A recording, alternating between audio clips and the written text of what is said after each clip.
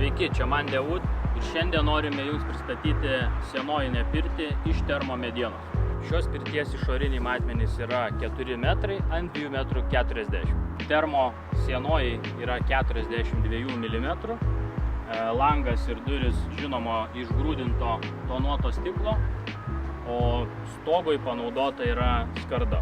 Pirties dalis yra 2 metrai ant 2,20 m, tad čia puikiai telpa 8 žmonės. Gultai yra pagaminti iš A klasės drebulės, taip pat po gultais yra LED apšvietimas, kampe turime standartinę Harvie lempą ir kliento pageidavimu sumontavome galingą Harvie 20 Pro malkinę krosnelę. Priešpirčio dalis nėra didelė, išmatavimai būtų 2 metrai ant 1,80 m.